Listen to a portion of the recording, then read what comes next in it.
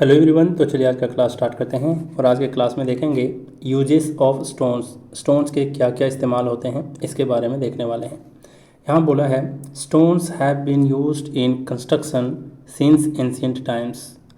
मतलब प्राचीन काल से ही स्टोन्स जो है वो निर्माण कार्य में बहुत ही एक इम्पॉर्टेंट मटेरियल है ना। क्यों है भाई ऐसा? ये इम्पॉर्टेंट मटेरियल क्यों है? क्योंकि सबसे पहली बात है कि ये मजबूती देता है ना, मतलब स्ट्रॉन्ग बनाता है कंस्ट्रक्शन को। दूसरी बात है कि कंस्ट्रक्शन को ये टिकाऊ भी बनाता है, मतलब ड्यूरेबल भी बनाता है। और एक और सबसे इम्पॉर्टेंट बात है कि स्टोन्स जो है ये नेचुरली हमें मिल जाता है, मतलब प्राकृतिक रूप से ये हमारे साथ सामने जो है उपलब्ध होते हैं, है ना। इसलिए स्टोन्स क्या है कि हम प्राचीन समय से निर्माण कार्य में इसका हम इस्तेमाल करते आए हैं। ठीक है, अब बात करते हैं अगला। Even today they are an important basic material for cement, concrete and bricks. मतलब आज भी स्टोन्स को क्रश करके सीमेंट में, कंक्रीट में या फिर ब्रिक्स बनाने में रॉ मटेरियल के रूप में हम इसका क्या करते हैं, इस्तेमाल करते हैं। क्लियर। फिर बात करते हैं इसका कहाँ कहाँ इस्तेमाल होता है। Area structural works. Structural works में कौन कौन से वर्क्स होते हैं? जैसे used for foundations, walls, columns, lintels and arches. मतलब जहाँ स्ट्रेंथ और लोड बियरिंग कैपेसिटी की आवश्यकता होती है वहाँ हम स्टोन्स का उपयोग करते हैं। तो अब बताओ कि स्ट्रेंथ और लोड बियरिंग कैपेसिटी की आवश्यकता कहाँ होती है? इन सारे चीज़ों में। ठीक है, तो मैं सबका कारण भी बताते जा रहा हूँ, बस ध्यान से सुनना मेरी बात को।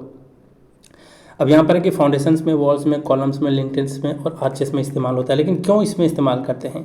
क्योंकि इन कंस्ट्रक्शंस वर्क में या फिर ये सारे जो स्ट्रक्चरल वर्क्स होते हैं यहाँ पर लोड बियरिंग कैपेसिटी और स्ट्रेंथ दोनों की नीड होती है ना। तो इसलिए हम वॉल्स में, चाहे फाउंडेशंस में, कॉलम्स में, लिंटल्स में और आर्चेस में किसका इस्तेमाल करते हैं? स्टोन्स का। और हम जानते हैं कि स्टोन्स जो है वो क्या प्रोवाइड करता है? स्ट्रेंथ और लोड बियरिंग कैपेसिटी। फिर आगे बढ़ते हैं। अगला दिया है फेस वर्क्स में, है ना। Used as stone facing to provide a massive and attractive appearance to buildings. अब ये कह रहा है यहाँ पर कि बिल्डिंग्स के जो बाहरी सतह है उस पर स्टोन फेसिंग लगाई जाती है। क्यों भाई? क्योंकि इससे भवन अधिक सुंदर दिखता है ना। कोई भी बिल्डिंग बहुत अधिक सुंदर दिखता है, मजबूत भी बनता है और मासिव दिखता है। मैसिव कहने का मतलब काफ़ी ज़्यादा भव्य दिखाई देता है ना। फिर अगला है brick wall plus stone facing is equal to composite masonry.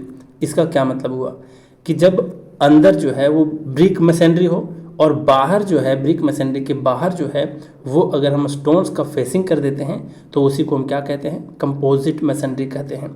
ठीक है। फिर अगला वर्क कहाँ पर है? पेविंग में। यहाँ पर यूज्ड फॉर फ्लोरिंग। पेविंग का मतलब जहाँ पर हम वॉक करते हैं खास करके। ठीक है, तो फ्लोरिंग में मतलब घर के फ्लोरिंग में, रोड्स में, फुटपाथ्स पर हम किसका इस्तेमाल करते हैं? स्टोन्स का।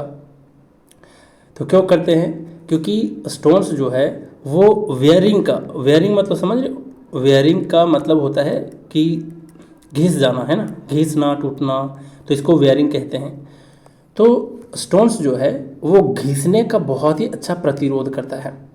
प्रतिरोध कहने का मतलब रुकावट डालता है ना, वो घिसने नहीं देता जल्दी।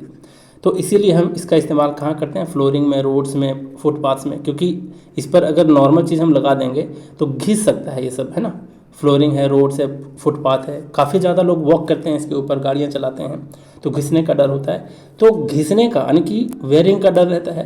तो वेयरिंग को जो रेसिस्ट करे उसका ही इस्तेमाल करेंगे, यानी कि स्टोन्स का इस्तेमाल करते हैं। समझ रहे हो बात को? फिर यहाँ पर है basic material. Crushed stones are used for cement, concrete, road मूरम, फिर calcareous cement, artificial stones and hollow blocks. तो यहाँ पर ये दिया है कि स्टोन्स को क्रश करके हम कहाँ कहाँ इस्तेमाल करते हैं? सीमेंट, कंक्रीट में इस्तेमाल करते हैं, है ना। फिर है क्या? पहले तो उसका एग्रीगेट बनाते हैं। एक बात तो ये समझो कि स्टोन्स को हम क्रश करके एग्रीगेट बनाते हैं, फिर उससे रॉ मटेरियल, या फिर एग्रीगेट की जगह बोल सकते हो कि रॉ मटेरियल बनाया जाता है स्टोन से।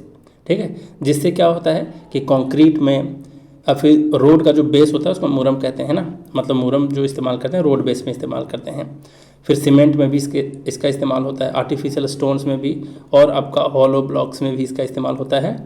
ये एज ए बेसिक मटेरियल इस्तेमाल होता है स्टोन का। फिर अगला दिया है मिसलेनियस यूजेस, तो used as railway ballast, blast furnace, flux and construction blocks for bridges, piers, abutments, retaining walls, फिर लाइट हाउस एंड डैम्स। यहाँ ये दिया है कि स्टोन का उपयोग जो है वो रेलवे का बैलस्ट में इस्तेमाल होता है। रेलवे का बैलस्ट मतलब जो बड़ा बड़ा गिट्टी सा देखते हो ना, जिसको हम कह देते हैं कई बार क्या, एग्रीगेट, वही एग्रीगेट को हम रेलवे का बैलस्ट बोलते हैं। पटरियों पर जो दिया हुआ रहता है ना, पत्थर के टुकड़े, तो वही कह रहा है कि स्टोन्स का उपयोग हम रेलवे बैलिस्ट में करते हैं, ब्लास्ट फर्नेस फ्लक्स में करते हैं, और भारी निर्माण कार्य जैसे होते हैं, भारी भारी क्या होते हैं, ब्रिजेस हो गए, पियर्स हो गया, अबटमेंट है ना, अबटमेंट्स, फिर रिटेनिंग वॉल्स, और जो लाइट हाउस होता है, डैम्स होता है, इसमें हम इसकी जो स्ट्रेंथ और ड्यूरेबिलिटी जो है स्टोन्स में, ड्यूरेबिलिटी मतलब टिकाऊ, और जो स्ट्रेंथ है उसके कारण ही हम ये बड़े बड़े कार्यों में हम क्या करते हैं, स्टोन्स का इस्तेमाल करते हैं। ठीक है, तो आप चीज़ों को समझ गए होंगे। ये डिप्लोमा एग्ज़ाम में ज़रूर पूछा जाता है, या फिर इंजीनियरिंग के भी सेमेस्टर एग्ज़ाम में भी पूछा जाता है, और इससे रिलेटेड कोई ना कोई पॉइंट आपका टच कर सकता है आपके कॉम्पिटिटिव एग्जाम्स में से किसी एग्ज़ाम में भी, तो इसलिए ये काफ़ी ज़्यादा इंपॉर्टेंट था इसको कवर करना। तो यूजेस ऑफ स्टोन्स यहाँ पर आपके कवर हो जाते हैं। तो चलिए वीडियो को लाइक करना, आज का क्लास यहीं रैप अप करते हैं। Thank you very much.